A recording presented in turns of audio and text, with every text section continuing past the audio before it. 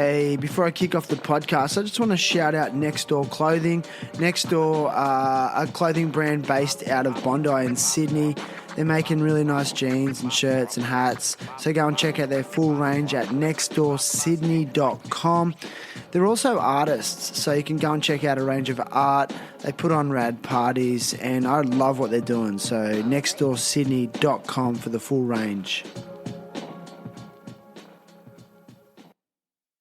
Hey, this week I speak with Jarrett Wilbraham. Jarrett is a professional MMA fighter.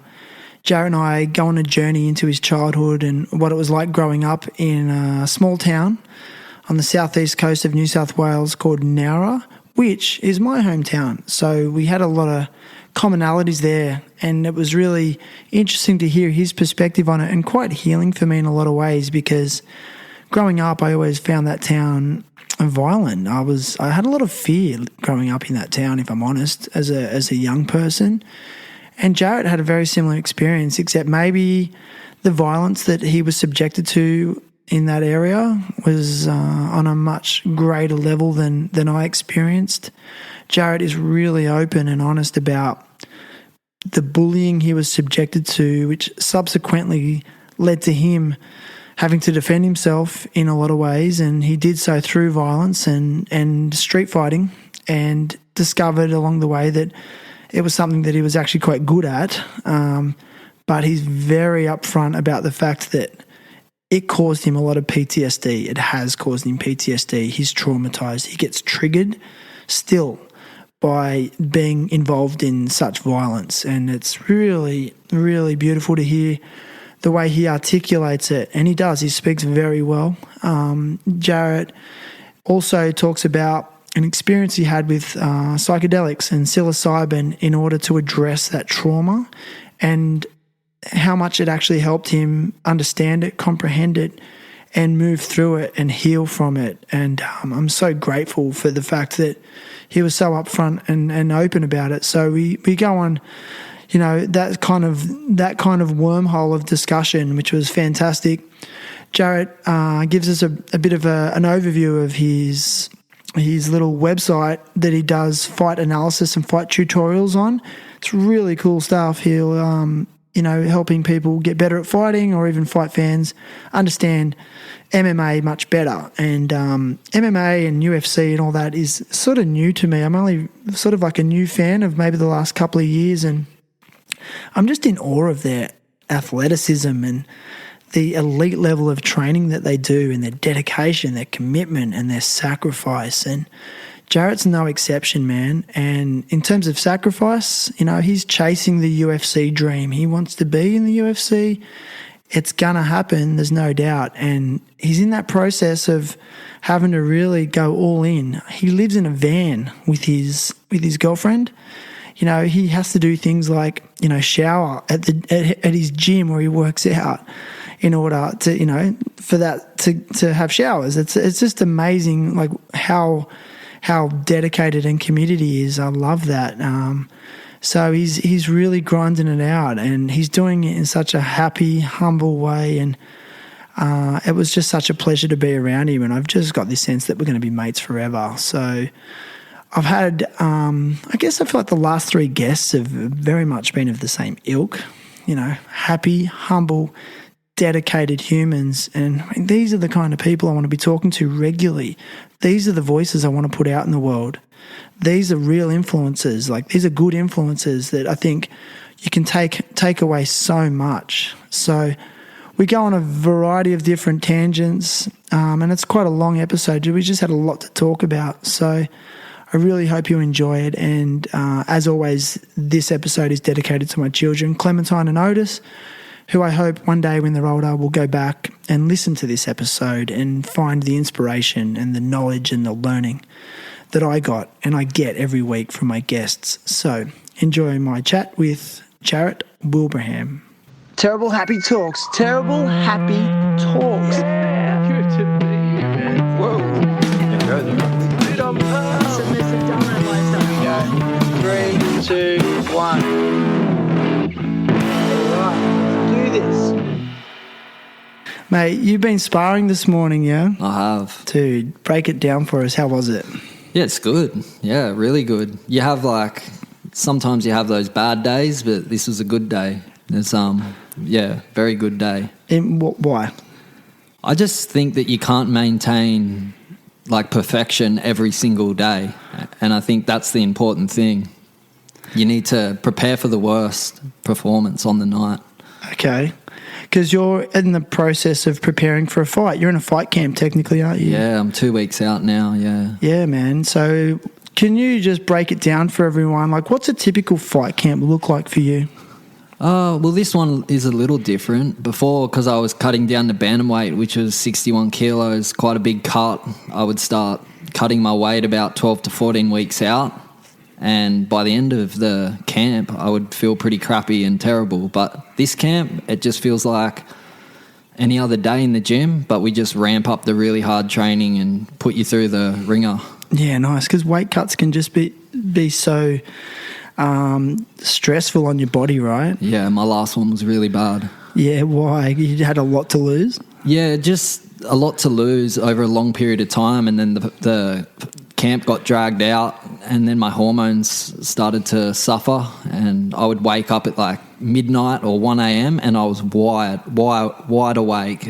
I would just get up and start running the streets. I swear I was losing my mind a little bit, but my body was out of whack. I don't want to sound crude on the podcast, but I lost all my sex drive, and it's fine. Yeah, my hormones were just shocking. It's interesting. It's maybe because you were hungry. Oh, starving.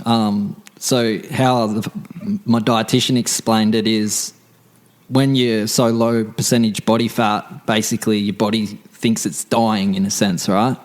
So it cuts off the least important things, which is reproduction first before it starts to, your organs start failing. It will cut off the less important aspects of your body, yeah. Of survival. Yeah. Yeah, and maybe I think what I've heard, it increases your cortisol hormone. Yeah, it could do. Which is the stress hormone, which is linked to your adrenals. So you're probably getting shots of adrenaline in the middle of the night. That makes sense. Because I had problems with it too for years when I really got obsessed with a low carb sort of diet, and I was supplementing that with a high fat intake as my primary source of fuel.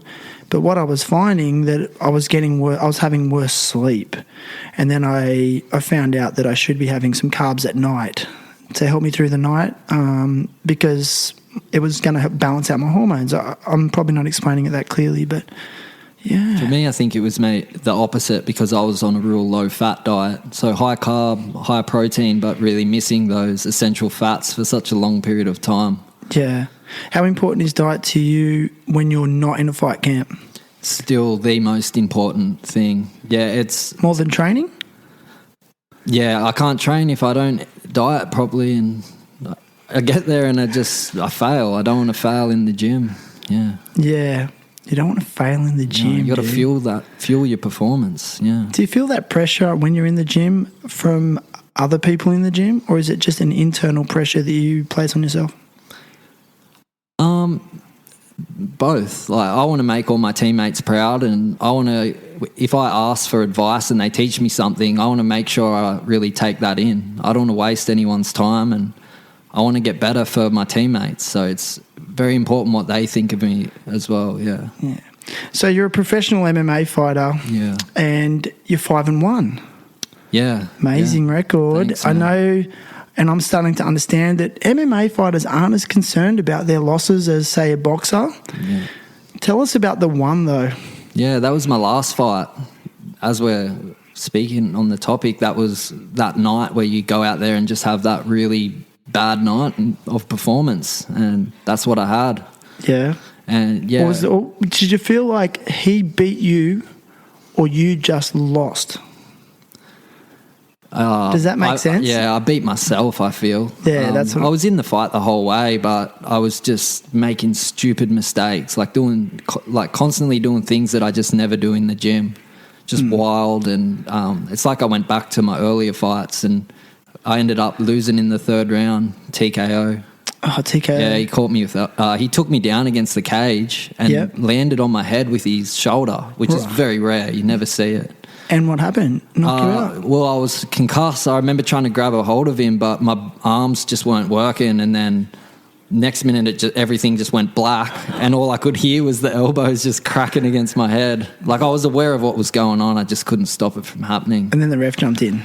Yeah, the ref caught it. It was a good stoppage because at the time it looked like it was maybe an early stoppage until you seen the other camera angle where he landed like 5 or 6 good elbows, and like 3 of them I was already out. So it's all on film? Yeah, it's all on film. I'll proudly show it off. Not proudly, but I'll put it out there for everyone to see. You kind of said like you were getting elbowed in the head under a concussion. Do you know, for the average person, they're never going to experience that. How does it feel? Or is it just adrenaline and you just don't feel it? I was trying to sit up afterwards, and like my body wasn't letting me up, and all I was saying to the referee was like, what happened? And he's like, mate, you're being knocked out. I was like, I know that, but like how? Like, I just wanted to know what mistake I made, like what he got me with. Yeah. And then when Cody that I fought came back around, I said, what'd you get me with? He said, I took you down and finished with elbows. I was like, yeah, I thought so. But the shoulder brought you unstuck. It was the shoulder, yeah. Interesting, because I watched your fight with Liam Hunt, is it? Oh, Jamie Hunt. Hunt, excuse me. And I noticed in some of the wrestling, you were doing the shoulder strikes. Yeah. I always see that. I've seen Conor McGregor do it too. Yeah. It's quite a like advanced little move, I reckon. Well, you can't always strike with your hands, but the shoulder's available. You use that. Yeah. When you're in that grapple, yeah. Yeah. And you find the opportunity. Yeah, it's there. It's there a lot of the time. Not many people use it, but yeah it's there. I kind of feel like, and I said this earlier, like I kind of feel like you got a Sean O'Malley vibe. Yeah. Quite technical, man. Some of your spinning kicks are amazing, bro. Thanks, man. Yeah. Put a lot of hours into practicing those moves. Yeah. Like stupid amount of hours. But, look, I want to get into it. I want to hear about your training regime. Yeah. So what does it look like for you? Yeah, well, now that I'm training at Freestyle, I'm part of the team at Freestyle, which is a really good move, and I'm so stoked to be there. It's intense, man. It's really intense. Yeah. Which is great because when you walk into that, cage, you know that you're going to be prepped and ready to go. Like, you're going to know that this guy's not going to outwork you. They push us to the point of breaking, and then you got to keep pushing through that. And I think you start to realise that you're fit and you feel tired, but your body, it's your mind that thinks you can't go further. Yeah. I think Goggins talks about the 40% rule, is it?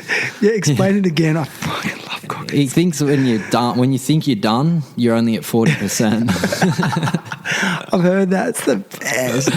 Yeah, he's cool, but I blame him for having bad knee as well a while back there. But I really think it's true. Like I've had a professional breath holding consultant on here, Augusto Vegas, and he trains big wave surfers and free divers to hold their breath for long, long periods of time. And he goes into the psychology of it. He said, when you get to that point where you feel like you can't hold your breath anymore, he's like, you've actually got another 2 minutes. I'm like, are you fucking kidding me? But he's like, it's psychological. He goes, I see it all the time, It goes, he's like, if you're doing the techniques and the breathing and your body's quite oxygen rich, but, your fight or flight mechanism kicks in and says, hang on a second. So yeah, that's something I've learnt too, working with a breath coach. He would tell me that it's not that you don't have enough oxygen, it's too much carbon dioxide.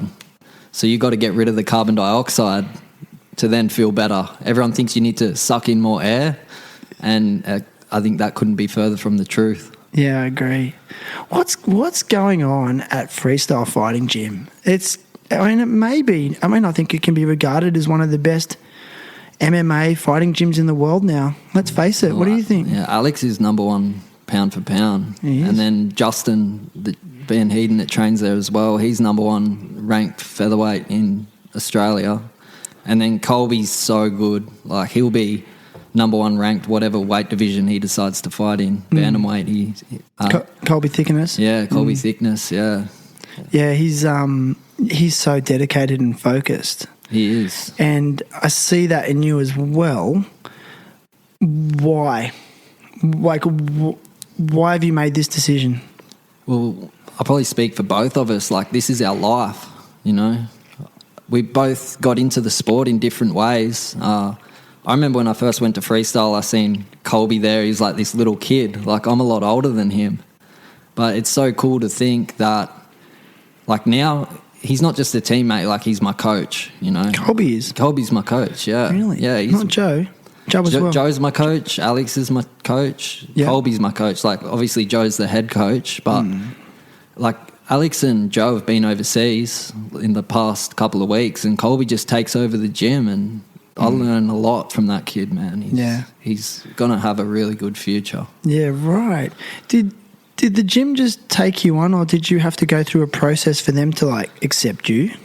It was kind of a funny story how it all played out, because Colby and I were scheduled to fight, and yeah, that was back just before my last fight, and Colby got the real bad concussion, so, you know, we didn't end up fighting. But it was funny how it all played out, because it's almost like synchronicity in a way, and I haven't talked to him about this story, but I was thinking the day before this happened that I wanted to maybe talk to Colby and go down and train with him. And then I was listening to a podcast by the fight dietitian, and Colby came up on the podcast, like, with a question. And then as soon as he asked that question, my phone rang, and it was my manager. And I picked it up, and he said, "Oh, I got a matchup for you." I said, "Who is it?" And he said, "Colby." And I was like, wow, like, this is crazy. So we accepted the fight, and then obviously that fell through. But looking back now, that was the universe saying, like, this kid's going to help you, man. Like, he's my coach now, you know what I mean? Just put him in your your life. He's man. Such a big part of my life now, yeah. Oh, man, I love that. Yeah. I love that synchronicity when it occurs. Yeah. It's there, and I kind of feel like when you start actually believing in those things, I feel like they just happen more. You know, it's like you surrender to the universe and you become more open. For sure. I don't know. And, like, looking at the loss, like, that was the best thing that ever happened to me, because it's landed me in the position I'm in now. In what way? Well, I was training up in Queensland before this, and, like, a whole series of events kind of happened that forced me back home. Like, I wanted to be there for my parents, but it was also the loss that kind of pushed me to train with people that were a lot better than me as well. Right. So when you look at it all in the grand scheme of things, it was just all meant to be. From a technical perspective in that fight, like, what did you learn? I just need to stay composed. And the other thing is, like, mentally, I think I went in thinking I was going to kind of not outclass, but just outsmart this kid. But I think what I would need to do in my fight is I need to go in and take that win, you know, go in and get the win. Don't just wait for it to happen. Like, if you want it, you got to go in, and I need to bring more violence. Okay. That's what I did in all my past fights. So just more of an animal in you? Yeah. Yeah. Yeah. Have you, I'm trying to think how to word this. Have you ever felt that animal in you, or are you genuinely a pretty laid back and relaxed guy? No, I've been trying to tame that that side of myself for a long time, be more composed. Like, I had a hard, maybe like 5 or 6 years growing up in Narra, and I was in, like, fight after fight. Street fight? Yeah, it was bad. Had a lot of enemies at the time. When I look back now, I say, like, I was bullied. Okay. As a, like, late teen into my early 20s, but I broke my nose, like, twice, broke my orbital bone, my jaw got broken, broke ribs. In street fights? Yeah, broke knuckles. Like, I've been in a lot of those bad situations. Being in Cajun fighting's so chilled for me, especially now on my, like, 6th fight. I was way too relaxed going in there. Okay. Because I just don't see myself in any danger. Feels safer. It's really safe. Controlled. Yeah, it is. Yeah, I think that's what a lot of people who aren't into MMA or UFC or whatever watching it, they don't understand how controlled it actually is. It's nowhere near as barbaric as they think it is. No, not at all. You know, and then when you consider at the top levels how hard you guys train and how prepared you are, you know, it's quite safe. Because I'm only a fairly new fan of the last couple of years. And I used to be like, oh, I can't watch that. Like, you know, watching the ground and pound and seeing people covered in blood. And I was just like, oh, it's too gnarly. I don't know. But as I'm starting to understand it more, I'm like, this is such a beautiful sport. Yeah. And it's like a game of chess, and there's so much to consider. It's like layer after layer. Yeah. Is that what you find? Oh, there's so many aspects, you know. It's not just you need to work on your boxing, your kickboxing, your jiu-jitsu, your wrestling, your war work, your conditioning, your strength and conditioning. Yeah. It's like I average 3 training sessions a day, and then you have like max 4 fights in a year if you're lucky. So it's a lot of work for such little time in there. Yeah, true. Hey. Yeah. I know that you have an amazing fight analysis. What would you call it? Fight analysis business? Yeah, it's Or turned is it- into a business now. Yeah, it started off as just on my Instagram page trying to teach people more about MMA. But Yep. now it's grown into something a lot bigger. Yeah, I've noticed. It really took off. Like I went from having 5,000 followers to like 45,000 followers in the last 6 months. Dude, that's so good. Yeah. And like, is it other fighters who are actually subscribing to you, or? Yeah, that's the cool thing. And being followed by UFC fighters, you know, Bellator fight, like all sorts of fighters around the world that are like, I love your analysis. And they even say that they drill some of the things I show on my page. To help It's like understand it. UFC fighters, you know. And it's kind of infinite. Like there's so many things to consider. Like it never ends. And I noticed like you're breaking down, you know, the latest fights. Yeah. So like fighters are using it to help improve. And do you think non-fighters are just watching it as fans to understand the sport better? For sure. And I think there's a lot of fighters out there that don't really look at it in a deep level. There's a lot of people that the way that they fight is their coach tells them what to do, they go out and they do it. And then there's other types of fighters that are understanding like in live time what's going on while you're in there. So you might go in and throw a jab, a cross and a leg kick. That might happen in 5 seconds, and in that 5 seconds you've seen 3 different reactions that opponent's already made. So you know on the next one of those strikes that you're going to try to use something else to catch him off guard. So that's a game of chess going on. Such a game of chess. And when you throw jiu-jitsu in, it's just it's like quantum physics. I mean, from the fight I watched with you, you seem like an amazing striker, but I was really impressed with your ground game as well. Where would you personally say your strengths lie? I think striker. Because you're quite long, hey? Yeah. And in that fight, I didn't expect to go down to the ground. It kind of just happened. Like he was a brown belt in jiu-jitsu. He got his black belt like a week after he fought. And I'm just a blue belt. But I've trained in no-gi for a long time. Okay. Not necessarily trying to get belts. It's not about belts. And when you add punches, then people's belts kind of get thrown out the window as well. Yeah. So it's MMA. It's just a completely different beast, hey? Yeah. So I just want to go back to where you grew up and your childhood. So you grew up in a place called Nowra, which is on the southeast coast of New South Wales in Australia, for those that aren't from Australia. How would you describe that area?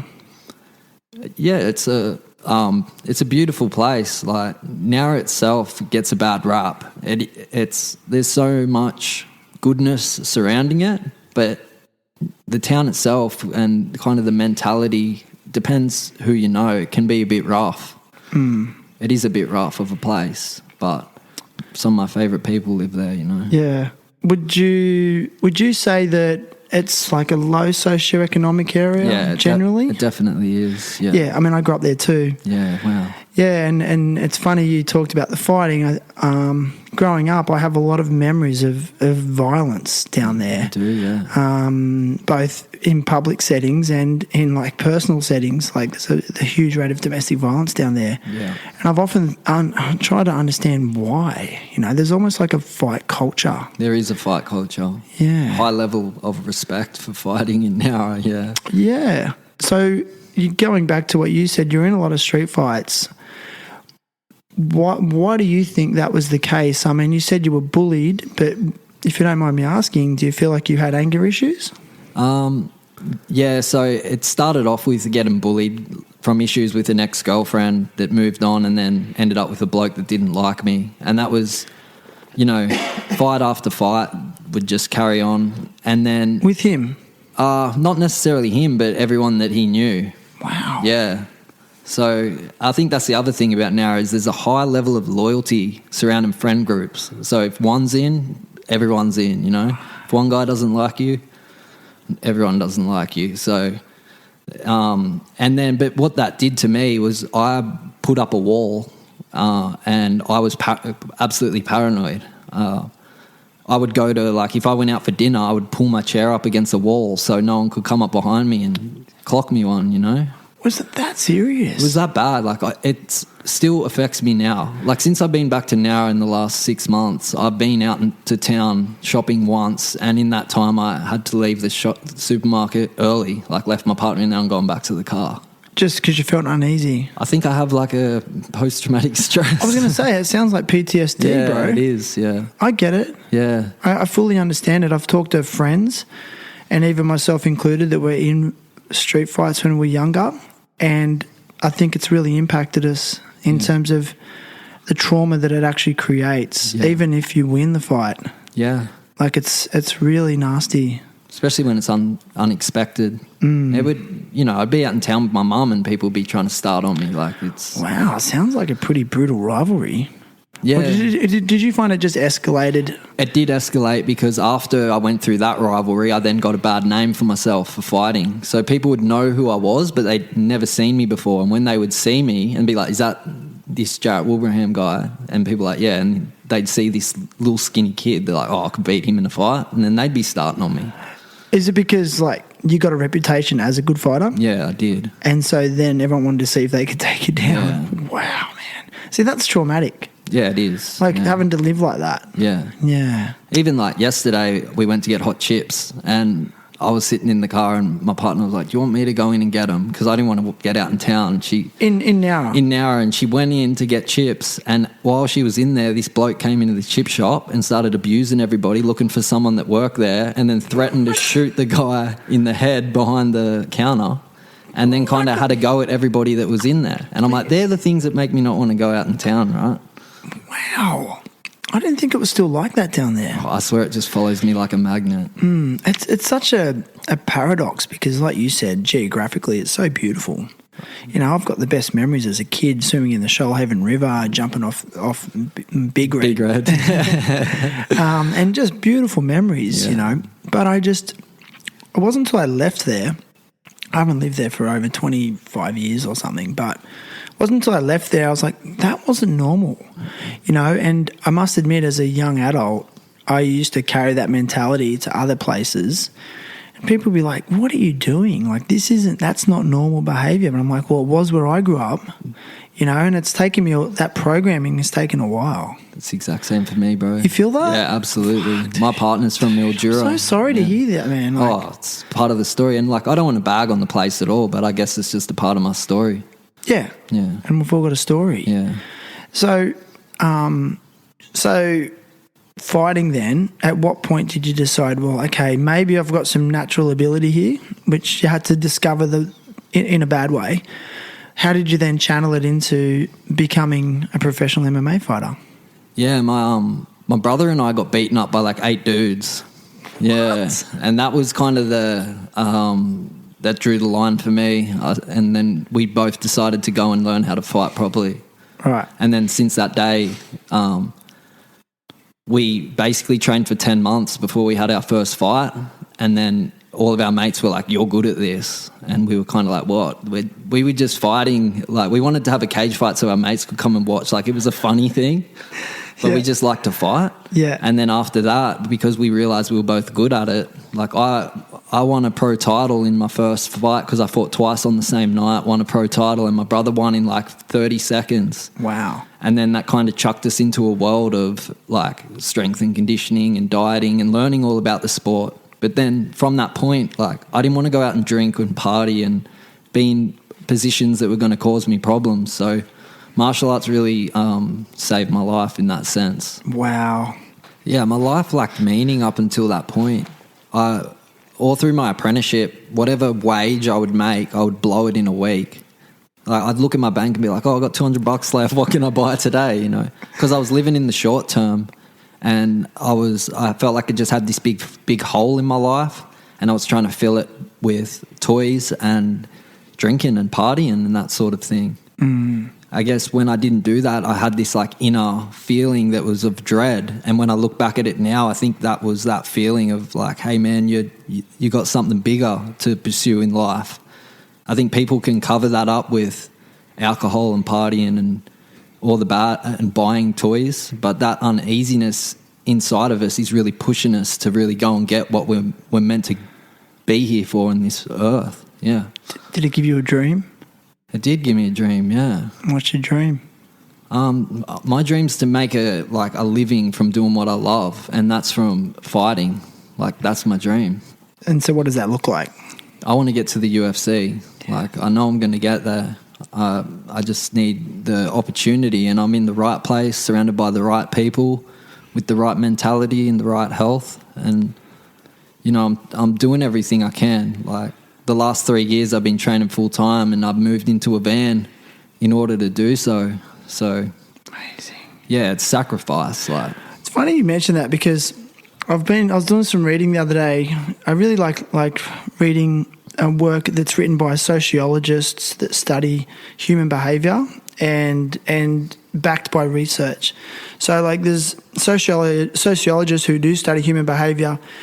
They've discovered that anyone that delays gratification and sacrifices in their life, there's a correlation between that and achievement and long-term happiness. Have you ever heard that? No, it makes sense though, right? So you just mentioned you live in a van. What else do you think you've sacrificed so far? Time with friends, time with family, starting a family, buying a house. So both my younger brothers have bought houses now. I'm in a van. You know, like, these clothes I'm wearing I've had for the last 4 years.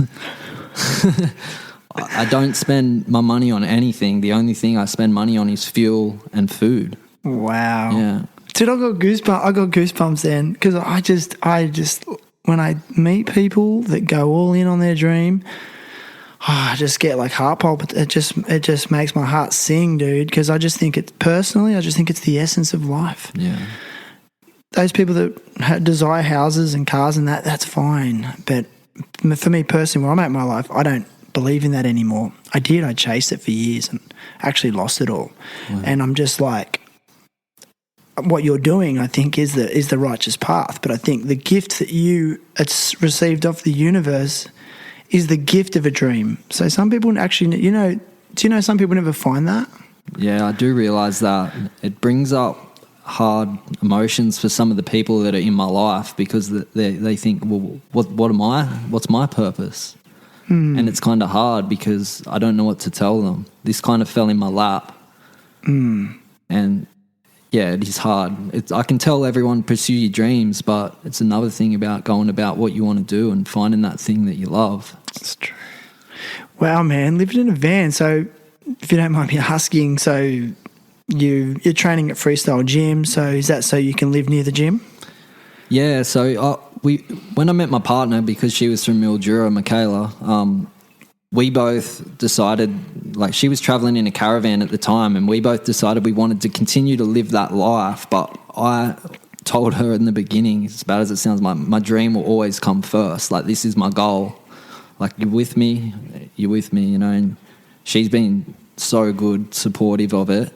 So moving in the van, going to Queensland was the only way that I could afford to train full-time, right? If we rent, then I got to go and work, and then I can't train full-time. Right. So now that we've moved back, we're still in the van because I live in Nowra. Like, my mum's house is in Nowra, but that's still 45 minutes away from the gym. And can you imagine travelling back and forth? It'd be a lot of money, right? I can't afford it. Especially when fuel prices are fucking stupid. It's crazy. But I'm lucky because my dad helps me out. Like, I can go and work for him and jump on the trail and lay bricks, like, every now and then. I could do it one day laying bricks, one half day, and that will, like, keep me going for a month. Wow, okay. Oh, wow. Yeah, like, that's how... Like, you really save your money. Yeah, we like, saved our money.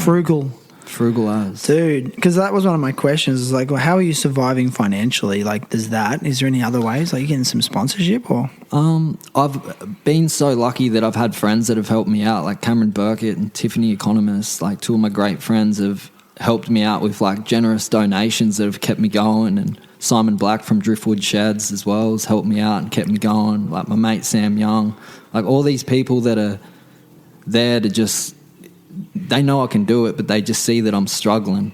Yeah. I look at it like I'll pay it back to them one day. And my dad helps me out as well, you know. Yeah. Like they believe in you. My dad pays for my gym membership at Anytime Fitness, where I do all my strength, and that's where we have our showers as well, because we got like a 24-hour pass. So we can go to Anytime Fitness around Australia and just use our tag and go in and have showers.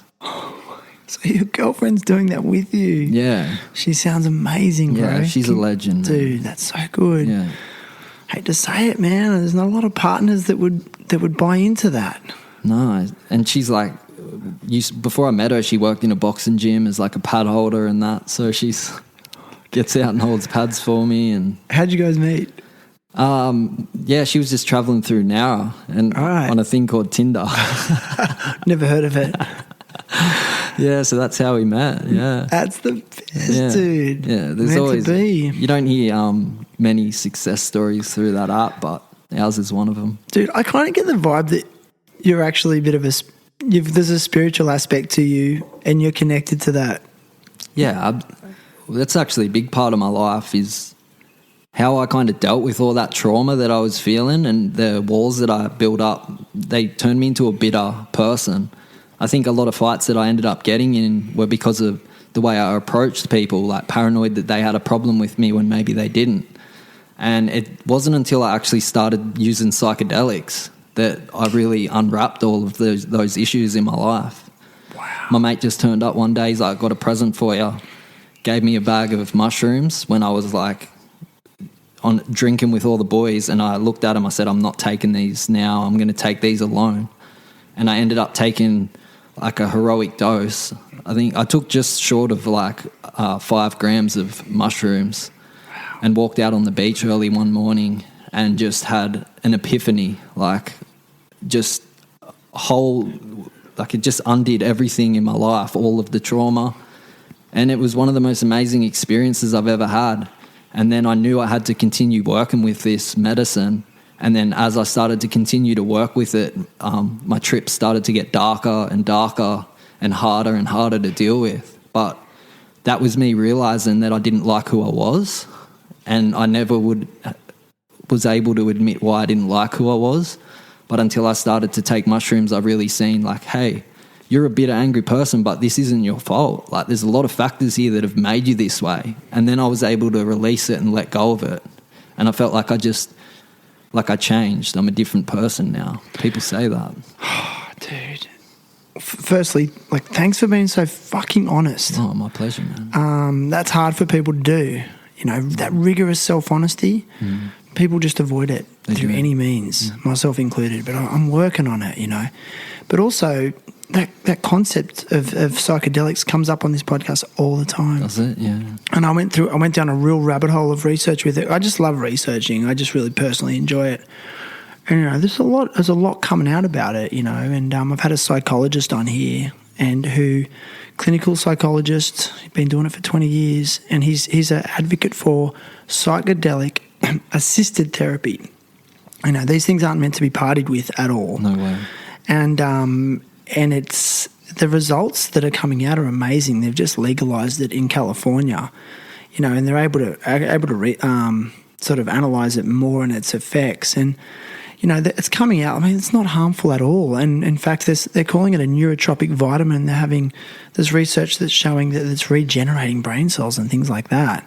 But its capacity to help someone deal with trauma and addiction, because there's a real correlation between addiction and trauma. I don't know if you're aware of that. A little bit. Yeah, it's like, well, you know, if someone's, you know, experienced a traumatic experience, especially in their early years, they generally are more prone to becoming addicted to substances as a self-medication, you know, because they're carrying that pain, that darkness around them. You know, and I think what you said was so beautiful in terms of like a lot of it's not your fault, you know. I don't know, man. I'm just ranting a little bit, but fuck, it's just so amazing. No, it's definitely true. Like I was doing that for a long time. The way I'd say it was, I'm just filling that void in my life with alcohol. And that's the key one people go to. Yeah, you know? that's addiction. Yeah, and I know. I mean, I've had my problems with alcohol as well, and I just, in hindsight, it was just so self-medication. It would numb, and it would put the pain to sleep for a while, but then it would become worse and manifest in terrible ways. It does, yeah. You know, I guess, you know, I get really upset with the propaganda around, you know, especially things like psilocybin. You know, you look at a psilocybin mushroom, it's grown straight out of the earth, and it's taken in its most pure form. There's nothing added to it, or it's not processed in any way. I just really believe that what's from the earth is of the greatest worth, and and then having experienced it myself, it's like, this is a really good thing for our world, you know? So, but it's not numbing anything. Like you said, it's like when you do it, you're not escaping for anything. You're going deeper into things. And it's like you can't do that every day. Like, it's completely non-addictive. Yeah. I guess the dangers of it are you take it in the wrong setting, the wrong like mind state, which I have done before. And what was the outcome? It will show you what it's like to be crazy, like legit confusion. You could do stupid things like jump in your car and drive, like because you're freaking out. Like, it could do that if you're not in the right like space of mind. But that's where I've gotten the best insights from. Like, I ran into the bush like crying one time, like I was freaking out. Like I took mushrooms on a beach, and then the tide came in too far on this little place that I wanted to be, so I couldn't be there, and I walked onto a populated beach and started freaking out. And then I ended up running into the bush, and as I was running, I was repeating, like, you've been running for years, you've been running for years. That's when I realised it all. I've been running from who I am. Laid in the bush, and I like cried for like an hour, but I felt like I was purging this shit out of me. Like, all this negative stuff came out of me, and it was like something that I had to get off my chest for my whole life. Like, my whole life, I felt like ever since I was a kid, I was very, I'd have my defenses up and argumentative and bitter at a lot of things. So it goes right back to like childhood. How would you describe your childhood in general, though? No, my childhood was good. I guess like my parents separated, and just for any kid like who's 6 years old, that's always going to be hard. And then we had like a new family kind of move into the house. Like, when my dad found a new partner, she had a son that was my age, went to the same school as me, and we used to fight like crazy, like all the time. But that was me. Like, I was literally like angry that this guy was moving into my house, and I'd start on him, and then when he'd bite back, I'd beat the shit out of him. And it was like a terrible thing to do to someone, but I was just a kid trying to express the way I felt inside. And that was a part that kind of carried on with me, I guess, into my later years. Like, I went through a period of like all through primary school and then the start of high school, I never was violent or anything like that. But when bad things started to happen to me again, it's like this demon came back, and it's almost like I wasn't happy that bad things were happening to me, but like I was welcoming it to happen because I was just expressing the things that I'd been through in the past. Would you say you've made amends with your stepbrother? I haven't seen him for a long time. Like, they separated and he's moved away. Okay. It's probably, I have apologised to him. Like, I talked to him briefly on Facebook, but I didn't want to kind of bring that situation back into my life. Like, I didn't want to reconnect. I just wanted to get it off my chest. He then told me that his life was, like, he basically said to me, hey, we've lived the same life. He goes, you've been fighting in a cage, but I've been fighting on the street. And when I looked at that, I'm like, man, the trauma just carries on into adulthood. You know, he's gone, because of me, he's gone and lived the same sort of life because of violence I put on him. Oh, it's a cycle, because you learn that's how, this is how we deal with problems. Like, it's the only way people, like some young men know, especially if they get a result too. So, you know, if someone's bullying you and then you beat them down and you get a result, and you're like, oh, okay, and your brain goes, okay, well, that's what I have to do then. And it's a really hard cycle to break, right? But do you feel like you've made amends to yourself? I have, yeah. You think you've forgiven yourself? I think I have. Yeah. I'm pretty happy with where I'm at now. Like, I can sit here and talk about it and admit it. A lot of people wouldn't admit that, but, like, here I am saying it. Like, I've made every mistake under the sun. My mum always said I was the type of kid that would say, don't touch the stove, it's hot, and I'd have to go and put my hand on it. So I learned from my mistakes. Yeah. And then I try to teach people that they don't need to make these same mistakes. Like progress, not perfection. Yeah. That's what you said at the start. Yeah. Yeah, it is. I love that philosophy. That's it, yeah. I think it's a problem when you don't have the mindset to learn from your mistakes. Yeah. Great message, man. Thanks, man. I didn't expect that stuff. I really didn't. I really, really admire your honesty there. So thank you. No, that's okay. I want to go back to professional fighting a little bit because I'm just a fan, and it's not often I get to speak to someone like you. Can we talk about the UFC a little bit? Yeah, let's do it. Dude, let's go, because it's been an amazing year. Yeah. Like, so far, because I think there's one more card this year, isn't there? I think you might be right. I think there's one more card. But in your opinion, what would you regard as fight of the year in the UFC? Oh, man. There was a pretty wild fight with the Chandler and Gaethje fight. Remember that? That was a war. Yeah. I think that might take it. They're just warriors, those guys, man. Yeah, Chandler fights to entertain. Pure gladiator, right? Is, like man. the movie Gladiator. Yeah, even his recent one against Poirier. Yeah, he doesn't need to fight like that. He'd be better off winning, but Is that your analysis? it's my analysis, yeah. How could he have fought smarter then in his last fight against Dustin? He does silly things, like he'll get a hold of a guy, he's getting ready to take him down. He could safely just put him on the mat and control him, but he'll lift him and like do a big jump and try to land on him to entertain the crowd, and then he'll end up on the bottom, and next minute he's getting choked out, you know. Fuck, he's resilient though. He's so tough. Yeah. Yeah, he's a mental warrior too. I watched the press conference, and that's what Dustin Poirier said. He said, I was surprised at how resilient he was. Like, I hit him with some good ones, and I didn't realise he'd be that sturdy, you know? Yeah.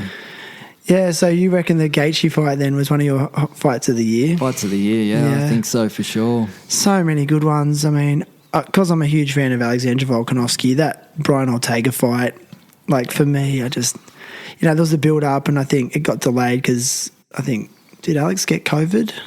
Yeah, he did. Yeah. So there's a lot of build up to it, but then just like, getting out of that triangle. Yeah. I think he got out of 2 triangles, didn't he? I think he escaped out of a guillotine. Guillotine. Yeah. But it's crazy. Like, in the gym, he'll be like, put me in your deepest guillotine, and he just get out. He wriggles out of it. Yeah, he puts himself in the most compromising positions he can. It's great to just be around him and watch how he does things. I was scared that when I was watching it, my biggest concern was that the ref was going to call it. Yeah.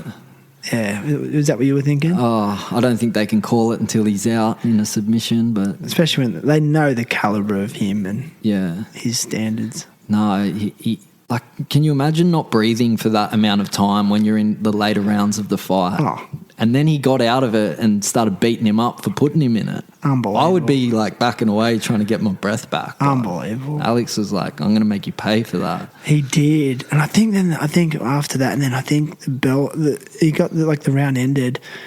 I think the ref was about to call it because Brian Ortega was so beat up. Yeah. But then because it was the end of the round, the ref let it go into the next round, and then he sort of recovered a little bit. So yeah, he's kind of put him on his stool, and I think that you're not allowed to do that, right? Like, if you're on the mat after the round ends, you got to get up and put yourself on the stool. They picked him up and put him on the stool, and that probably should have waved the fight off it itself. Should have been a TKO? Yeah, I think so. Yeah. Yeah, I watched that fight, I was screaming at the TV. And I guess another highlight of the year for me, and probably like everyone, was like Leon Edwards' head kick. Oh. Did you love watching that? I was screaming when that happened, man. That was so unexpected. Oh, I felt so bad for Kamaru, man. Yeah, so did I. But we seen the same thing last weekend. Was it last weekend or the one before with Izzy? Oh, no. 5th round. Yeah. He was winning that fight. Yeah. How do you think, what's your prediction for Alex getting the second belt against Islam? I think Islam's, I think Alex is a hard matchup for Islam, stylistically and like body type wise. Alex just gets up. It's a hard man to keep on the mat. I mean, the speculation I'm hearing that he's going to get out-wrestled. Yeah, everyone thinks that, yeah.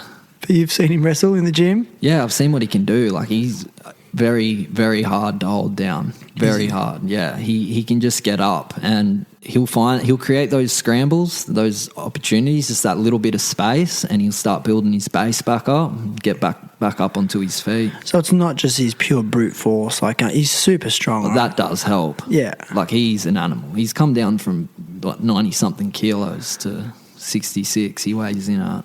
Yeah. He's kept all of that strength and muscle. Yeah, how classic is that? You know, those images of him when he's 90 kilos playing footy. It's so funny. Volkanoviski. Volkanoviski. It's just massive. Wow, man. So what's your prediction then? What's your call? I think he can grind it out, and I think when he starts getting into those later rounds, I think Islam will start to realise that his game plan's not working, and I think Alex can finish him in the later rounds, or maybe even if it goes to the decision, he'll take it that way. Yeah. But Alex is you got different types of fighters. You've got like a fighter who's just like mentally a fighter. You've got an athlete who's just athletic as hell, you know, and then you've got an intelligent fighter who's very intelligent. Like, Alex is all three of those things. And that's what makes him so good, is every single aspect of the game he's got. There's not many fighters out there that are like that. That's why he's the best, man. Pound for pound. From Wollongong. Yeah. South Coast, man. Yeah. So good. I just, like I said, I look at that guy and I just think, you know, for many people who don't know the area that he grew up in, and, you know, I don't think people understand the lack of opportunities to train at that high level that we get compared to maybe some other areas of the world. So that's why I just like so many people. I just love him as well. So, but I kind of see it in you, man. Like, you said that you have a dream to get in the UFC. I mean, what do you think your path's going to be? Contender series or something like that? Yeah, I think so. Like, now we've got UFC come back to Australia. Yeah. So when you have those events come back, they want to get fighters that are from the local area. And I think that's the best chance for fighters like us to get into the UFC as well. But I'd love to go on Contender and prove that I belong in the UFC. I think my style's exciting. Like, I fight to finish the fight, and I'm always trying to do flashy moves and techniques. So is that, I mean, how much of it's for the crowd? No, well, I drill it all. Like my flying knee is like one of my most effective strikes, and like my spin and back kicks, like such a long range weapon. Why wouldn't I use those things? Like, I know everyone likes to see them. They're like, yeah, but it's effective. Yeah, that's why I use it. Yeah, well, it's not. I mean, not everyone's doing it either. Like, it's, I guess for your opponent, it's probably a bit of an X factor. But I get, yeah. So, you know, it's like, it's in your arsenal, man. You might as well use it, bro. I think now that I've used it, my opponents are aware of it, so I need to just give them a look like it's coming, and then that'll create a huge reaction as well, right? Like, yeah. Because if they think that I'm going to spin, if I turn a bit and they cover up, then I'll go for something else. Or if I go to jump for a knee and they cover up, I might take them down. So they don't know what's coming now. Yeah. So you've got a fight coming up, you said. So just give us some information about it for people who might be interested. Yeah, it's on Wollongong Wars. It's going to be the main event for the Wollongong Wars belt. I'm fighting Hussein Wassett out of Sydney, PMA, and he's a super tough dude. It's going to be a good fight, so it's a 5-round fight. So I just can't wait. It's going to be a huge crowd coming up from Nowra as well. So, like, I just am so happy to fight in front of my friends. Yeah. Did you ever did you go straight to MMA, or did you ever do Muay Thai before that, or normal boxing? You just went, I want to try MMA. Yeah, and I went straight to pro. Like, I didn't have any amateur fights. I just went. Why? Was it just because the opportunity was there? We just wanted to fight. That was all that we said. We want to fight. My coach, Troy Blacker, at the time, he was a crazy wild dude. He was just like, throw you in the deep end, and there was an opportunity for me to fight for a pro title, and I was like, well, cool, I get to fight twice in one night. That's better than fighting once, right? And then I ended up going in, winning my first fight, which went all the whole distance. And then in the second fight, I ended up winning on that the one same as well. night. Yeah, I ended up choking out like a brown belt too. So it was crazy. Do you think it's because he'd just seen some potential in you and was like, I reckon this guy's ready? Yeah. Yeah, he seen potential in us, but the way that we trained under Troy was he wanted to push us to breaking point to then make sure that we weren't going to break when we were in there. So yeah, it was crazy how hard we trained there. It was crazy. Oh, I can imagine, man. But we were ready when we went in there, and the way that we would train is we wouldn't just spar light. We'd put the smaller gloves on and we would actually fight. Like it was in the back of a gymnastics hall in a tiny little room in a tiny little cage. We would leave with busted faces like every night. Like it was. So it was toughening you up, but I mean, isn't it counterproductive? Like you're going to get injuries? Yeah, it is. In the longevity of things. So is it true that like once you have a pro fight, you can never go back after that, can you? No, you can't go to amateur after that. No. You're done now. Yeah. Dude, well, that's only one way to go for you. And I realised that everybody ranked, like, because I was ranked in like the top 10 of Australia in such a short period of time. And when I watched all those other guys fight, I was like, man, they're so much better than me. Like, I need to improve. And that's when I really decided I have to train full time, because I need to put in 4 times the work that these guys are putting in to then get onto their level where they're at. Wow, okay. You know, that's why I dedicated so much time. It's your motivation. But even when I was in the gym, like Vince Perry, my last coach up in Queensland, if I would do a technique and I couldn't get it, he would say, don't worry, you might get it in a year. Yeah. And then I would stay at the gym till like 10 o'clock at night, drilling till I got it. And then the next day I'd come in and do it. He'd be like, wow, you learn things quick. I'm like, man, I don't learn quick. Like, I'm putting in the hours to learn it. These are the traits of successful people. This is like, they're the 1%ers. Like that you do the things that other people don't want to do or think they can't do. Yeah. What would be your advice to someone that wants to go and follow their dream, whether it be MMA fighting or whatever? I would just say, if you have a dream and you give it 100%, if you truly give it 100%, then there's no way you can fail. Yes, man. That's what I believe. Yeah, I love that. And I'm going to ask you a bit of a deep question, and I hope I'm not going to throw you here, but what do you want your legacy to be in this life? Do you know what I mean by that? Yeah. I don't want to just leave a legacy by fighting, but I kind of want to be kind of like a role model for people. And like, I want to be able to show people that you can come from any small town, you can have a hard life, you can have a hard upbringing, but if you truly want to make changes in your life and you dedicate your life to making those changes and give 100%, there's no way you can fail at anything you want to do. Yes. That's my legacy, yeah. Yes, sir. You know, and it's I guess my analysis of that and listening to you is the change wasn't just about getting good in the gym and getting good at fighting. It was, you had to make a whole change of yourself, like holistically, like diet, but also mentality, psychology, correct? Absolutely, yeah. Have you sought any other assistance with maybe the trauma that you've dealt with in your life? Aside from no, like my mum kind of wanted me to maybe, like, I talked to my mum about it and she's like, yeah, you've got PTSD. That's what it is. But I feel like I deal with it well. But I do have times when things get hard. Like, I was up in Queensland and I pulled up in the van and I just went into the public toilet and there was all these young kids standing around the river drinking. And I used to go to river parties and that's where things would go wrong. But I went into the toilet and I could hear all the noise outside and it like brought back these feelings of being in violent situations. And I was looking over my shoulder and like absolutely paranoid that someone was going to come in and like hit me with a bottle. And I went back to the car and my heart was beating. And that's when I said to my partner, like, I think there's something wrong with me. Hey, like, yeah, triggered. It's triggered me, yeah. But damn. I think if I didn't know how to fight, I would probably be a very afraid person. Yeah. Like when I'm in those situations, I'm like, all right, something bad's going to happen, but I can deal with it. So that's what keeps me composed.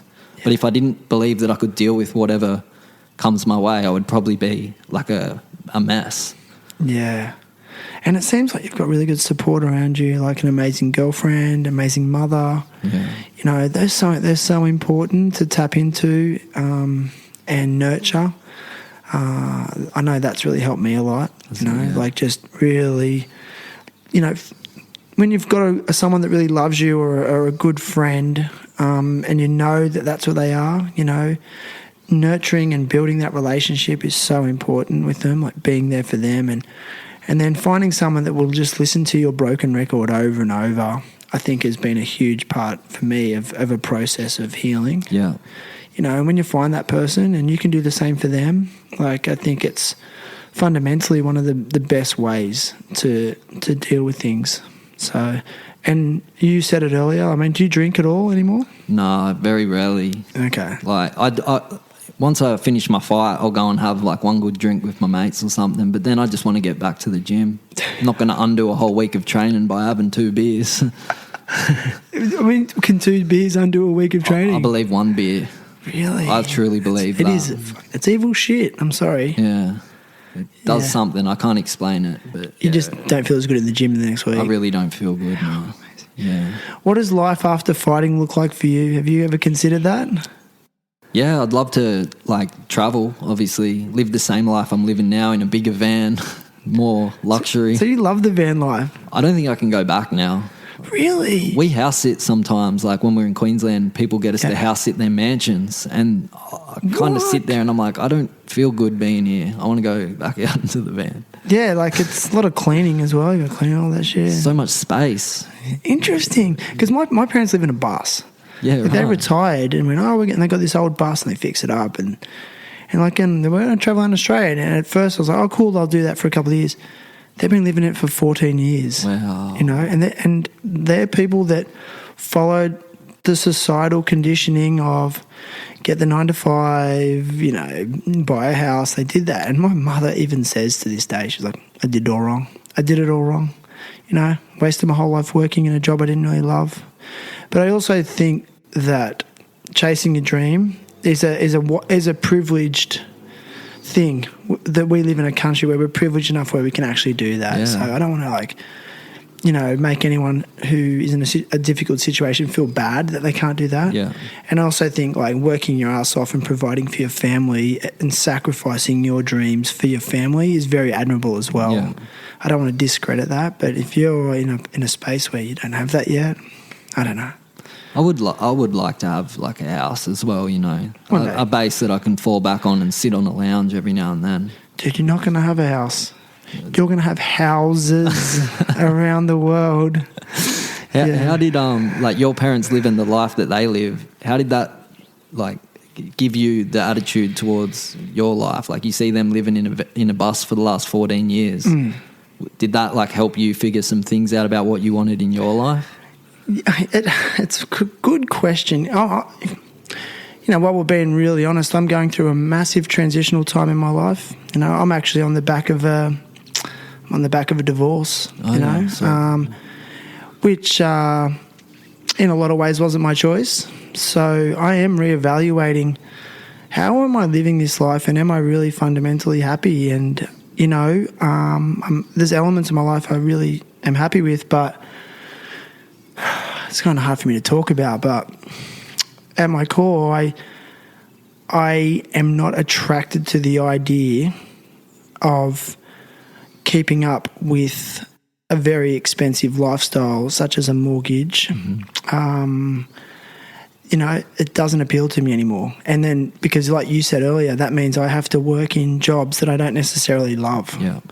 And it's held me back, and you blink and you're in your 40s and you're like, okay, and I owned houses and miserable, miserable, and actually more stressed, because then there's the stress of losing it or keeping up with it. Yeah. Yeah, and it wasn't sustainable, and I've actually found myself internally the most happy I've ever been. But it took me a long time to get here. Yeah. But again, it comes back to exactly what you've done today, and that's that rigorous self-honesty and really going, what's my part in this? Am I really living my truth, or am I just faking it? And I've been faking it for a long time. Yeah. But for me, stopping drinking alcohol or using drugs, which was 10 years ago, was the biggest game changer. That's what set me on the path. Good on you, man. So, sorry, I try not to talk about myself too much on here, but thanks for asking. I see, like my dad's going through a divorce at the moment, and Sorry to hear so that. I really feel for you, because I feel like I'm going through the pain with him, but it's moments like these, it's the trauma that brings out the new attitude and the new life. I feel it's like from death becomes rebirth. Like some part of you has to die, whether that's a relationship, and then a new chapter arises. So. Wow, man. Yeah, I agree. It's interesting to hear that even at 29 years of age, you're feeling the pain of your father's separation. I see what he's going through. Like I have a little brother as well, and there's a custody battle. The ex-wife just doesn't want my dad to have any custody of my brother. Yeah, and it doesn't make any sense, because it's so important to have father figures in a child's life. The most important thing. Like I wouldn't be who I am without my father. My father was such a great dad. The way he raised us, built us with resilience and respect. We look up to our fathers as our role models, and they're the people that we want to be. And taking that away from a child is selfish, and I don't want to go any further, but it's selfish. Well, I think, and again, like psychology has analysed this, and it is to the detriment of the child. Unless that particular person is physically harming the kids in some way, the child still needs significant time with their biological parent. Nothing can replace that. Yeah. They're always going to be dad. And they can have amazing other male role models, but it's never, ever going to be the same. Yeah. And that's what the research is showing. And, I think we live in a country where, I don't want to go down this rabbit hole too much, but, well, I think the family law court is really archaic and off the mark, and it's been hugely detrimental to families, and I think it's perpetuating a lot of suicide. Absolutely. I'm not going to specify on which side. I think it can potentially harm both people, but it's very concerning, and I think that separation from children and not for a parent is got to be one of the deepest pain that anyone can ever experience, so.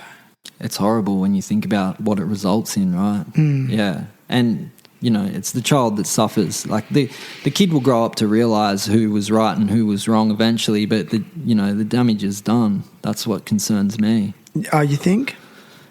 Well, like taking a child away from their father, that's always going to cause some sort of long-term problem for the kid in a way. Like it's a separation. It's like a death, in a way. It's a relationship that's splitting apart. It doesn't need to happen. You should be able to maintain it. Like I know sometimes people want to get back at other people, but that shouldn't be the detriment of another person's life that's exterior to the situation that's going on. Yeah. That's the way I see it, because my little brother's now a bargaining tool. That's all he is. That's what it seems like to me. My dad gets to see him once, through the week for an hour, and then every second weekend. And then she'll give a little bit of time. Well, she's given no extra time, but if she'll threaten to take him away on certain days, and it's just chaos, man.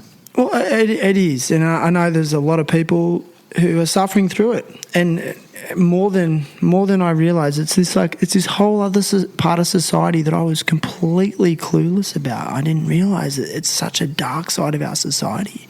I mean, I'm a child of divorce as well. Now to see it on the other side, it's brutal. And then, you throw lawyers into the mix, and the amount of money that they cost, it ruins people, completely ruins them. But I think it's just this result of, I mean, we can go really deep here, but the way our society is structured, I think it's just a byproduct of a society that doesn't really work. Yeah. I'm sorry, it doesn't, because, where I always find it funny, like I'm a high school teacher, and I'm with other people's kids all day, and I get paid to do that. It's like, hang on, why can't I be teaching my kids and be with them all day? Backwards. It's, where those other parents they're having to work jobs to keep up with the lifestyle while other people raise their children. I'm sorry, isn't it more important to raise your own children? But you're relying on other strangers to raise your children. Yeah. Or if your kid's in daycare, you're paying people to raise your children. It's like, what the fuck? Yeah. So the problem is so big. It's like, I don't even know where to start. We're like a slave to the 9 to 5, right?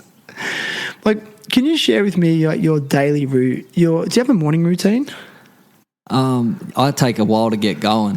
Is that all? Yeah. So I work on all my like analysis stuff in the morning. I get all that out of the way. Yeah. And then I'll do my MMA analysis stuff, and then I'll go in and train for an hour and a half, go in to the gym, do a strength workout, have something to eat, and then it's straight back to the afternoon, then sleep. Like Every day. Yeah, that's pretty much it. There's not much free time. Fuck yeah, man. I love it. It's amazing, dude. The fight analysis stuff, yeah, like I was looking at your Instagram. I was like, man, dude, this guy's like 45,000 followers. Like, is that actually creating an income that's helping you on your journey? Yeah, I've created like online tutorials now where I break down fights and show techniques. My partner helps me like demonstrate the techniques, and then I put them up onto like their website. So when people subscribe for like $5 a month, they get access to a whole library of tutorials. But I don't see anyone else doing tutorials on other fighters. They do their own tutorials, like learn from me, but I want to teach everyone what everyone else is doing. Learn from the best. Learn from the best. So yeah, that's what I thought, because I was watching it going, I thought heaps of people would be doing this. I was like, it seems like it's a pretty unique idea. Yeah, like when you break down the UFC fights, I know other people do what you were saying. I was like, hang on a second, why isn't other people doing that? Yeah. There are some, like, people do it. I think I've just... You do it well, though. Done it pretty consistent, and I really break it down into, like, the simple form where everybody understands what's going on. Like, if I show what's going on, I want everybody, even if you don't understand MMA, to understand what's happening here. Yeah. Where a lot of other analysis people, when they break it down, you kind of have to half know the sport to understand what they're saying. Yeah, exactly right. Yeah, that's what I loved about yours. Like, because again, I'm just a fairly new fan, like of the last couple of years, and I have become a little bit obsessed with it. Like, I watch everything. Like, I love watching the press conferences and stuff like that. And yeah, like the way you explain it just makes a lot of sense, you know. So, how important do you think like the entertainment side of it is? Like, as a new fan, would you be just as interested in the UFC if it was just the fighting, or what do you think about like the personalities? You know, at first I never wanted to watch the weigh-ins, like the ceremonial weigh-ins or the press conferences. It was just like, but as time's gone on, now I'm like, I'll sit there and I'll watch an hour-long ceremonial weigh-in. I'll watch the face. I mean, everyone loves the face-off. I love the face-offs, and I love the press conferences. Like, and I really love watching Dana White's press conferences. He is one of the he's smart, dude. And the way he handles media is amazing. Yeah. Don't you reckon? Yeah. Who's your favourite UFC commentator? Oh, Joe Rogan, man. He's good. Yeah. Yeah. I feel like I can't even remember when I first realised who Joe Rogan was. It's like he's just always been there. It's like he's my stepdad or something. I think a lot of people feel that way. Yeah, so... It's like he's my stepdad. But it's his... You know, you learn so much from his podcasts and getting people on that have different opinions. That's what I like about it.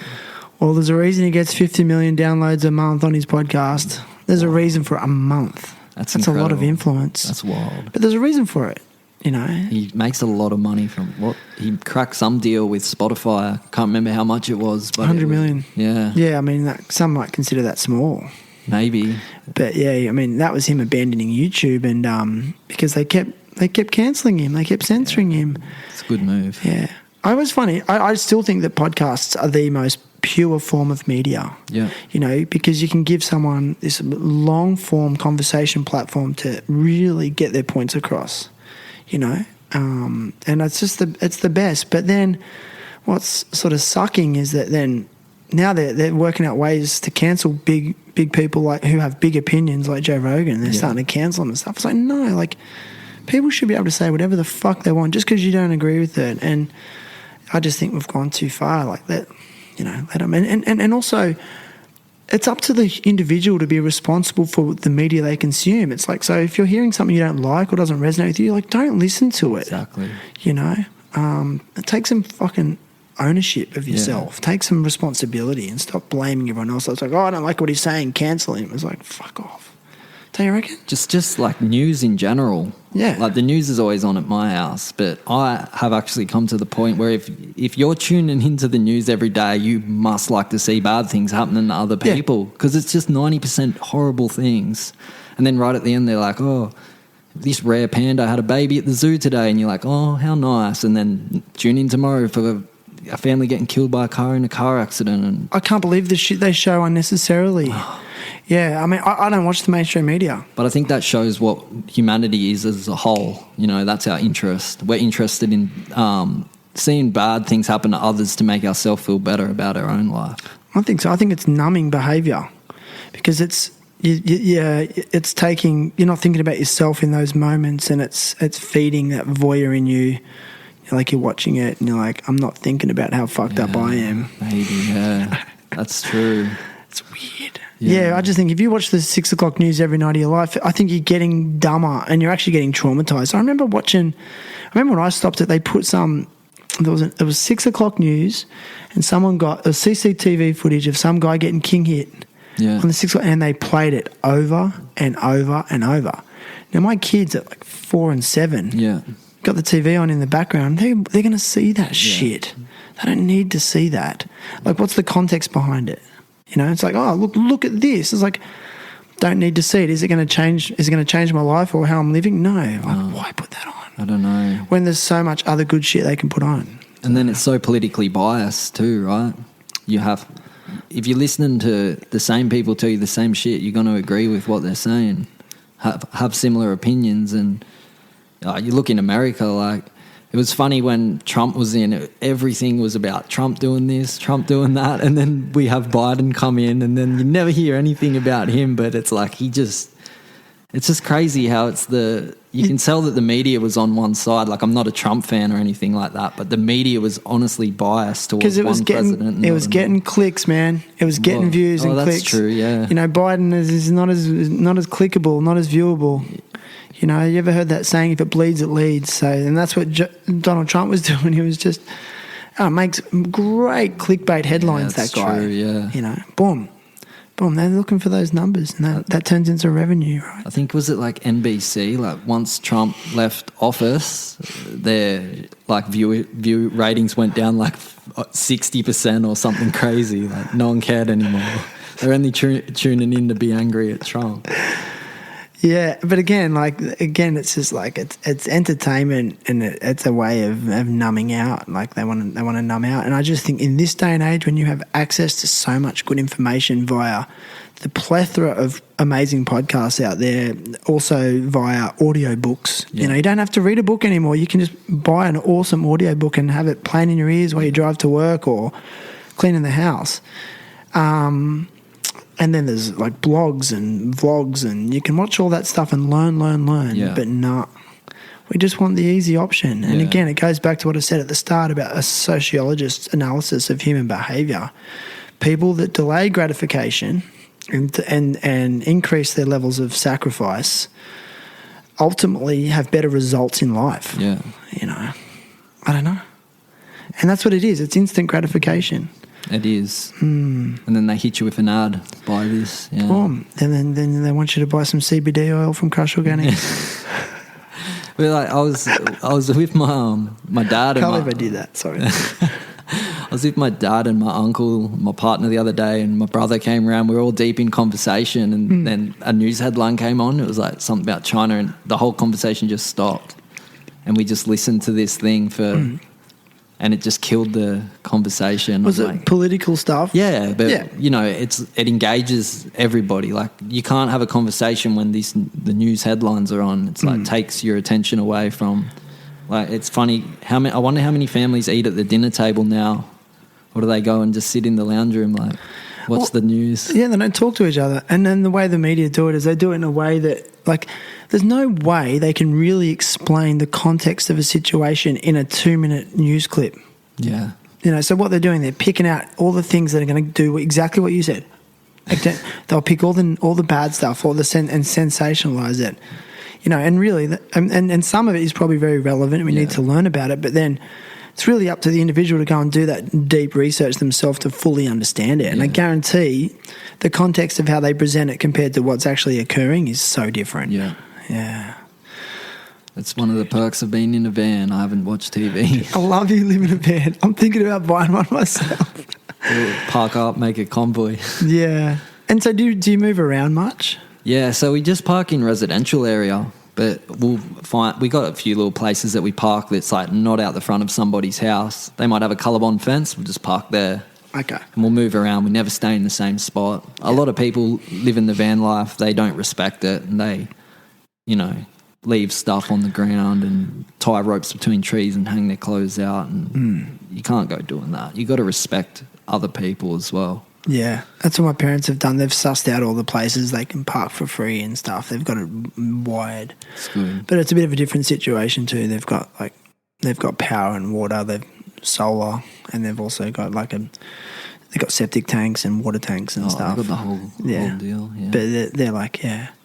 But I just think when you look at the state of our housing, there's a housing crisis. Like, I mean, to buy a house these days is so fucking expensive, but also to rent. Yeah. And I think we're going to have more and more people turning to the lifestyle that you're doing, bro. I think so. Just because out of necessity. But it'll get cracked down on soon as well. What do you mean? Well, like in Queensland, you're not even allowed to sleep in your car. I didn't know Really? that. Yeah. Is that a rule? It's a rule. You got like right at the border, what's it called? Danger. It's up there, like on where Snapper is. It looks over D-Bar there. Yeah. Why do they call that Mount Danger? Oh, no. I know what. Yeah, anyway. You'll see all the vans parked up there because they're just on the New South Wales side. Right. So they can sleep in their car there, but if they're like 5 metres this way, the rangers will come and knock on the door. Like we've been knocked on before. So what do you do then? You just move on and park somewhere else and hope you don't get a ranger? If they knock, you just don't answer. Really? Yeah. And they can't do anything? They can't do anything. Oh, you just lay there. You just stay in there. Like they knocked on our van at like 4 a.m. and they didn't go away for a good 40 minutes. Wow. They knew we were in there, but we just weren't going to answer. Then they took photos of our number plates and drove off. Nothing happened? Nothing happened. See, let's say someone was legitimately homeless and all they had was a car or a van. I mean, what were they supposed to do? There's a lot of them in Queensland as well. Yeah. People, especially once the floods happened down at Lismore. Yeah. All these people started coming up in their cars. Like they had all their belongings packed in their car and they just didn't know where to go. Like we're going to crack down on them. Yeah. Like where could they go? You know? It's sad. It is really sad. Like everything's getting too expensive. And if you're at the bottom of the food chain in a sense, like it's going to be hard. Like if you haven't been given a leg up in life, you automatically push further down the bottom and it gets harder for you to get to where you want to be. 100%, dude. Yeah. And I guess like people who've never experienced that feeling of having nothing and nothing to fall back on, they don't understand it. Yeah. And again, I look at politicians who are in those high levels. They're all private. They've all gone to private school and university. They're from those kind of families. That's who's running our country. Yeah. They don't understand what it's like for some people who haven't had those opportunities. Oh, exactly. You know, and that's a concern. You know, so, but I'm telling you, man, we're going to end up like what's going on in LA, where they've got tent cities all along the streets. Like it's going that direction with the housing prices here and the rent prices. Yeah. Yeah. So I don't know what we're going to do. Only time will tell, right? Yeah, and it's not from a lack of character, man. It's not from people. These aren't people that, you know, like. No, I get this is some people who are just bludgers and layabouts and don't want to try, but a lot of them aren't. It's not from a lack of character. It's from a lack of cash. They just need a leg up. And I know we have our welfare systems here, and we are luckier than a lot of other countries, but it's still really hard. What do you reckon? Yeah, we are lucky, but you know. Yeah, it's difficult. Like a lot of it too, like you have people with mental health problems and maybe they can't keep a job. Yeah. But then they just get pushed out onto the street as well and kind of forgotten about like where's the help for them. That's a big one. Yeah. Because they don't know how to get help. They don't know how to ask for help. No. And they struggle to hold a job, and it's not their fault. Yeah, exactly. They're suffering from, a problem. Yeah, and it's like, because I've spent a lot of time in Bali. I talk about Bali a lot in this podcast. I lived in Bali for years. You don't see any homeless people there. Because if you're part of a community, a village, they have like little areas, and they're called desas, which is like villages really.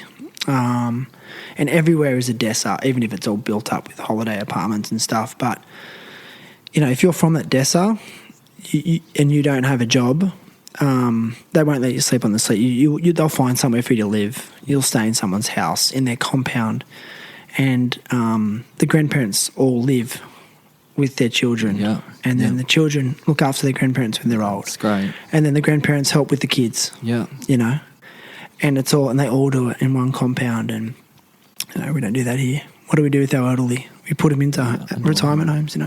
It's sad. Yeah, it is sad. And when you look at Bali, you think that we're more modernised and but it's backwards. It is. And granted, the scale of wealth is different. Like, they don't have a lot of money, but I'm telling you one thing, they improvise much better, and they're much happier people in general. They don't have the mental illness epidemic that we have. They do have issues, but it's not like here. No. So I don't know. You feel sorry, like you see those tribes in the Amazon, and we come along and like, hey, come and wear clothes and work 12 hours a day, you'll be happy. They're like, we're happy doing this, man. Yeah, exactly. That's what the world's become, right? So true.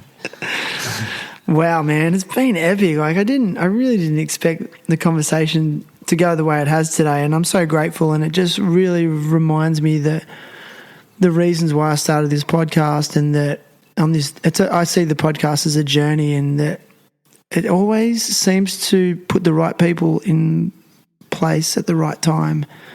And I just want to thank you, man, because like some of the things you've said today really hitting me on a personal level at a time that I'm at in my life, and so I sort of see you as part of my personal journey. So thanks, man. No, well, thank you, man. I appreciate it. Yeah, it's strange. I'm tripping out, and you actually sort of got me to open up about a few things that I don't know. I haven't opened up about on here, but again, I just think I'm asking people to be open, and then it'd be remiss of me not to do the same. So thanks, man. I respect you for doing that, man. Thanks, brother. And I respect you for being so dedicated to a dream, and hopefully you inspire other people to have a dream. So now listen, man, I ask all guests to come to the podcast with a cause they want to support or advocate for. And I'm telling you, man, I didn't prepare you for it, and that's my bad because I'm so disorganized sometimes. But I'll just jump in and say, we're in November here in Australia, and we do a thing called Movember. So it's a great cause, raising awareness about men's health. So get onto the Movember website and go and see how you can, support and be involved. And, I know a lot of men are growing moustaches at the moment, so get involved with that. But have you got anything off the top of your head that you want to advocate for? It doesn't have to be a charity. Like something in my life that I want to, like I've always had an idea that I wanted to help kids that are struggling with behaviour problems in schools. So I wanted to go to schools and help say, all right, who are your bad kids? Where are they? All right, let me help them out. I wanted to, teach them good morals and eventually get them into martial arts, because these kids are highly strung, highly energised, and they need an outlet. So it's always been my goal in the future to want to work towards helping those sorts of kids.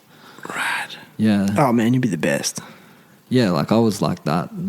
I was not diagnosed, but they wanted to medicate me with, my mum said no way. Instead, she did it the hard way and wore me out every day. That's the best way to do it. And I know kids that have been medicated and it didn't result well for them. So I'd like to get in first and help those kids out.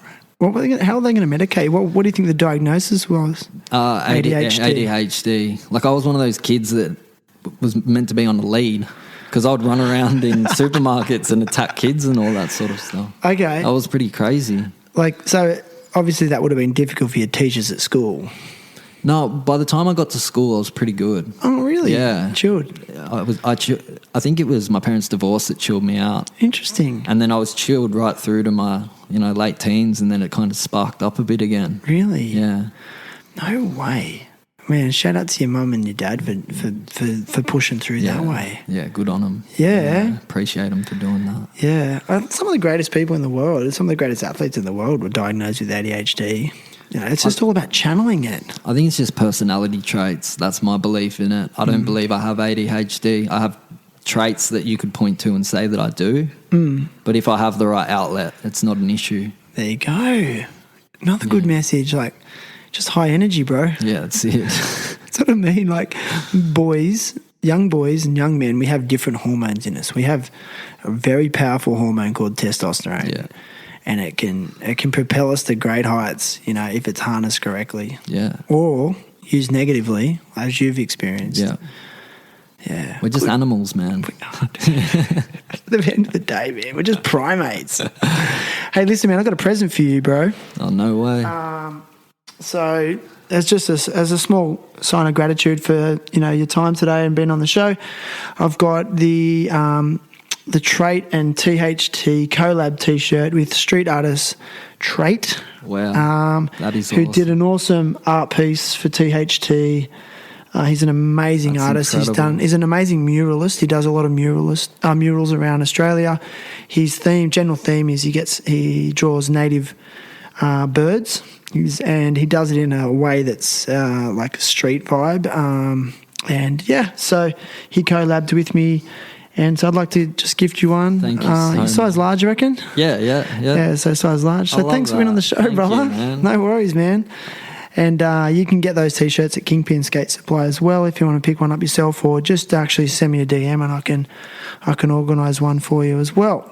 So that's about it, I think, man. Yeah, thanks for having me on here, Shan. It's an honour. Dude, and good luck at your next fight. Appreciate it. Yeah, man, that's exciting. And you can also, check it out, Wollongong Wars. Go and get your tickets. Yeah. And you can also find this podcast on a variety of other platforms other than the one you're listening to right now, such as the THT website, Apple Podcasts, Spotify, Buzzsprout, Stitcher, iHeartRadio, Podbean, Podcast Addict. But whatever platform you like to listen on, it always helps if you, hit the follow and subscribe button and get notified. And, check us out on Instagram as well, because I always put a guest profile on there and, links to the latest episodes and also throwback episodes. We're now up to 175 episodes. So get on it and, join the journey and learn and connect with my guests. Thank you. Done? We done, brother? We're done. Yes, sir. Dude, I've been thinking about a new outro. Do you like that one? Love it. Do you? Yeah. I've been getting some flack, but it's like, it sounds like a porn movie. Go to the original. Here we go. See you, brother. You.